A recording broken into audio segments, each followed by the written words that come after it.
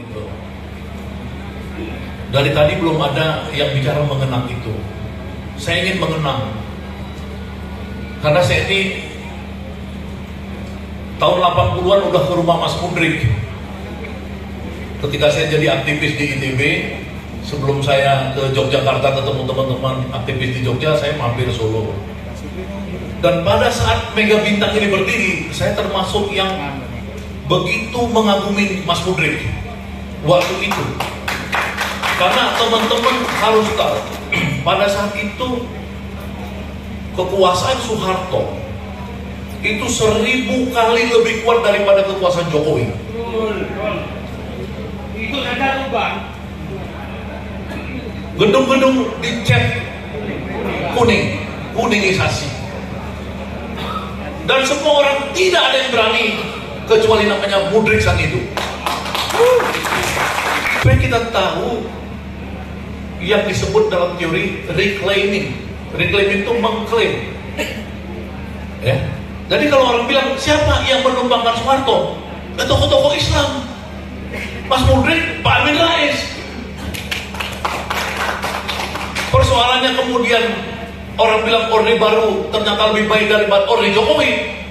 Ya itu nggak apa-apa. Tapi pada saat itu, ya kembali kita flashback di 26 tahun yang lalu, tindakan Mas Mudrik ini adalah tindakan yang dilakukan juga pada zaman dahulu kala oleh founding fathers. Saya sampaikan, berani menurut Mas Mudrik adalah kunci. Tapi yang kedua, kita penting reclaiming, mengklaim sejarah. Sejarah itu kemudian yang Peter Sun Kun datang ke Indonesia menjajah hanya orang-orang yang meneriakkan Allahu Akbar. Orang-orang banyak tidak tahu. Saya sebutkan tadi kepada Edi Mulyadi di dalam mobil, yang namanya Pangeran Diponegoro itu marganya adalah Seribu Bakar. Perjuangan nasionalisme itu oleh Cokro Aminoto dalam sejarah yang bagus. Pemberontakan buruh itu sebenarnya namanya Abdul Muiz, bukan Alimin, bukan Tan Malaka, bukan Musuh. Itu penipuan sejarah. Namanya Abdul Muiz adalah paling setia terhadap host Cokro Aminoto, dan dia pendiri dari Institut Teknologi Bandung di mana saya ada di situ. Jadi sejarah harus kita luruskan. Kenapa kita mengenang 26 tahun Mega Bintang, supaya anak-anak muda yang menonton live streaming kita pada hari ini, ya ini teman saya di ya, meluruskan sejarah. Jadi saya usulkan pertama istilah Mas Mudrik berani. Kita sudah melewati itu semua. Sebenarnya saya di penjara udah 4 kali Mas Mudrik, bukan 2 kali. Ya, pertama kali saya mengorganisasikan 10.000 mahasiswa di ITB bersama masyarakat tahun 87 Desember minta Soeharto diturunkan. Jadi buat saya minta Jokowi diturunkan itu udah bahasa yang lebih halus, itu lebih mudah buat kita.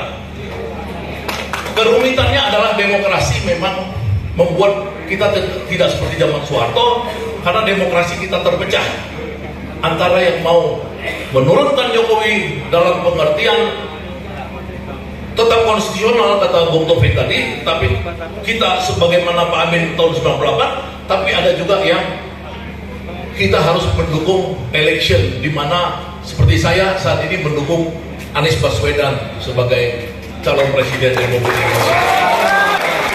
Tapi jangan bilang Anies Baswedan tidak seperti kita.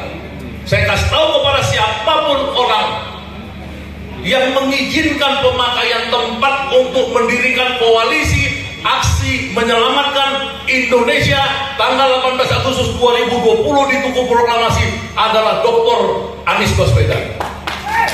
Itu orang nggak tahu. Ditekan oleh seluruh kekuatan intelijen supaya Anies tidak memberikan tempat kepada Pak Gatot, Pak Din, dan Pak Amin dan lain-lain yang ada di situ. Tapi Anies bilang pakai itu tempat. Proklamasi, Tugu Proklamasi ini. Jadi supaya orang tahu sejarah, dia itu memang dari dulu juga pemberani.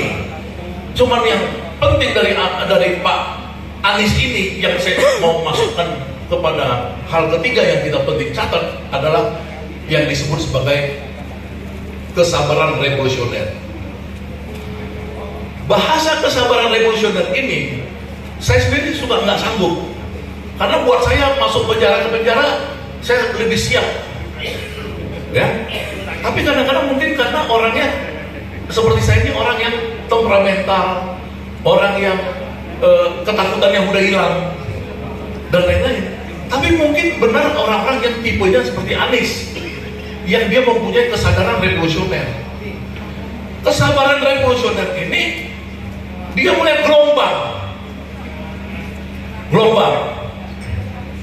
ya, seperti Habib Rizik sekarang kita lihat, dia punya kesabaran revolusioner. Dia sudah marah dengan situasi ini, tapi dia tetap tenang di Petamburan.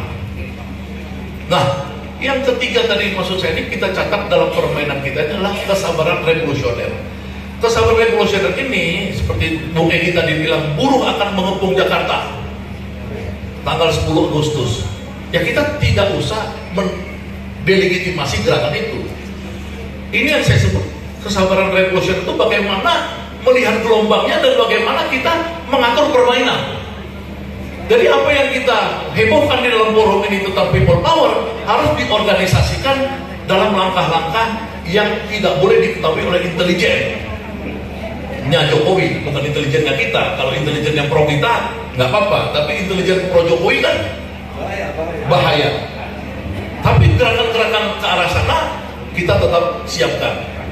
Nah, yang keempat yang penting adalah kita harus percaya pada destiny, pada takdir Allah. Itu yang orang seringkali lupa. Ya, kita Allah yang menentukan. Tapi dalam bahasa lain seperti Egi dan lain-lain mungkin bisa melihat bagaimana destiny itu, bagaimana karena menjemput takdir Allah itu. Nah, ini yang kita harus lihat semua rangkaiannya. Tapi kembali kepada poin kita di sini, ada satu yang saya ragukan di sini, ragu, ya, tidak ada. Saya datang kemarin dulu pas Pak Menteri undang acara Russian Operation ini adalah kemampuan cuci otak propaganda yang dilatih di Rusia. Nggak salah Jokowi, tetap Jokowi sebagai penyelamat. 30M.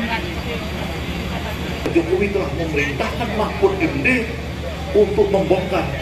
Bongkar apa? Bongkar diri kamu sendiri dong, membongkar.